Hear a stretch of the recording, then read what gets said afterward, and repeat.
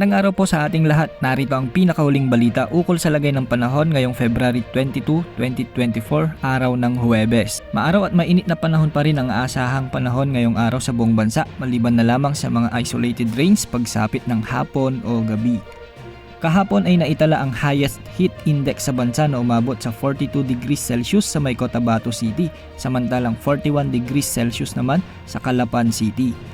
Umabot naman sa 40 degrees Celsius ang heat index sa Catarman Northern Samar, Masbate City at Zamboanga City.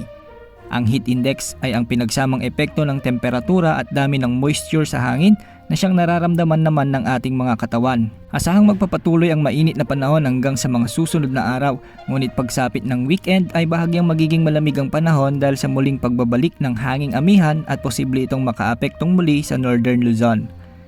Sa rainfall forecast para sa Mindanao ay asahan na ang mga pag-ulan umaga pa lamang sa bahagi ng Caraga at Davao Region. Pagsapit ng tanghali ay may mga pag-ulan na rin sa Misamis Oriental at Bukidnon at sa bandang hapon naman ay posible na ring ulanin ang Soc-Sargen, samantalang magiging maalinsangan ang southern portion ng Mindanao at posibleng umabot sa 39 degrees Celsius ang aasahang heat index ngayong araw. Paghapon rin na magiging mainit ang panahon ngayong araw sa bahagi ng Visayas, ngunit may mga pag-ulan ngayong umaga sa May Aklan at pagsapit naman ng gabi ay asahan naman ang mga pag-ulan sa hilagang bahagi ng Samar. Wala namang inaasahang mga pag-ulan sa Palawan ngayong maghapon.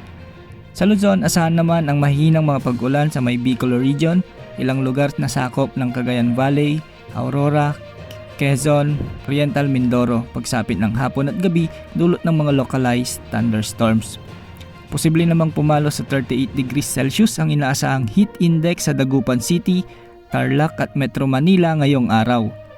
Wala namang nakataas na gale warning sa anumang karagatang sakop ng Pilipinas at mababa rin ang tsansa na magkaroon ng bagyo hanggang sa katapusan ng buwan. Maging handa sa bawat oras dahil minuminuto ay nagbabago ang panahon. Ito po ang weather update ng bayan, maasahan anumang panahon.